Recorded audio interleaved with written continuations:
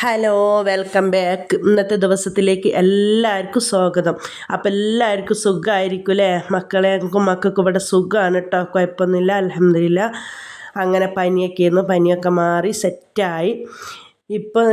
അപ്പോൾ ഇന്നത്തെ വീഡിയോ എന്താണെന്ന് പറഞ്ഞിട്ടുണ്ടെങ്കിൽ ബസള ചപ്പ് കേട്ടോ. അത് നമ്മളിവിടെ എല്ലാവർക്കെല്ലാം അറിയും, അറിയാത്തവരൊക്കെ ഉണ്ടാവുമായിരിക്കും അല്ലേ? നിങ്ങൾ എവിടെയൊക്കെ ഉണ്ട്, ഏതൊക്കെ നാട്ടിലുണ്ട്, നിങ്ങളൊക്കെ അത് കറി വെച്ചിനോന്നുള്ളത് ഒന്ന് കമൻ്റ് അയക്കണം ഈ വീഡിയോ കാണുന്നവർ കേട്ടോ.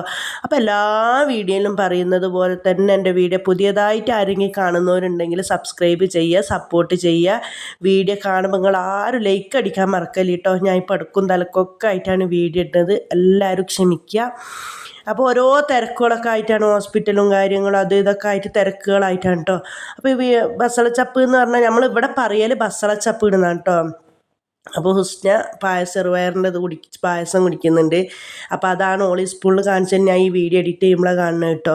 അങ്ങനെ അതിൻ്റെ തണ്ടും പരിപ്പും പിന്നെ തക്കാളിയും പിന്നെ ചെറിയുള്ളിയൊക്കെ ഇട്ടിട്ട് ആദ്യം നല്ലോണം വേവിക്കലാണ് കേട്ടോ. അപ്പോൾ ഇത് അറിയുന്നവരും ഉണ്ടാവും, വെക്കാൻ അറിയുന്നവരും ഉണ്ടാവും, ഇതറിയാത്തവരും ഉണ്ടാവും. ഒരു തക്കാളിയെ ഞാൻ ഇട്ടുക്കുള്ളൂ. പിന്നെ അതിലേക്ക് മഞ്ഞൾപ്പൊടി, എൻ്റെ അടുത്ത് പച്ചമുളക് ഉണ്ടായിട്ടില്ല, അപ്പോൾ ഞാൻ മുളകും പൊടി ഇടുന്നത്. ഇത് മുളകും പൊടി ഇല്ലാതെ നമ്മൾ ഈ മഞ്ഞക്കറി ആക്കിയിട്ട് വെക്കൂലേ, പരിപ്പും മുരിങ്ങയാക്കിയിട്ട് വെക്കൂലേ, അങ്ങനെയും വെക്കാൻ പറ്റുന്നതാണ് കേട്ടോ.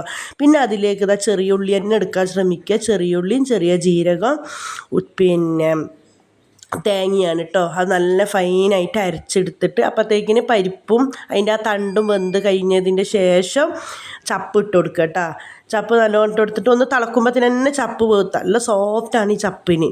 ഈ വെറും ചപ്പ് തന്നെ താളിക്കൂട്ടെ, നമ്മൾ മുരിങ്ങൻ്റെ ഇല താളിക്കുമ്പോൾ പക്ഷേ ഒരു കൊഴുപ്പ് ഉണ്ടാകുന്നേ ഉള്ളൂ. നല്ല അടിപൊളി ടേസ്റ്റാണ് ഇതിൻ്റെ കറി വെച്ചിട്ടുണ്ടെങ്കിൽ. പിന്നെ എന്താ പറയുക, പിന്നെ അത് തേങ്ങ അരച്ചത് ഇത് നല്ല ചപ്പൽ വെന്തതിൻ്റെ ശേഷം നല്ല വെച്ചാൽ എൻ്റെ കുറച്ച് സറവാത്തി വെള്ളം ആയിപ്പോയി കേട്ടോ. പിന്നെ വെള്ളം വല്ലാതെ കൂട്ടാതെ നോക്കുക, നമുക്ക് കുറച്ച് വെള്ളം കൂടിപ്പോയിട്ടുണ്ട്, എന്നാലും കുഴപ്പമൊന്നുമില്ല, ഇവിടെ തീരാതെ ഒന്നുമില്ലല്ലോ.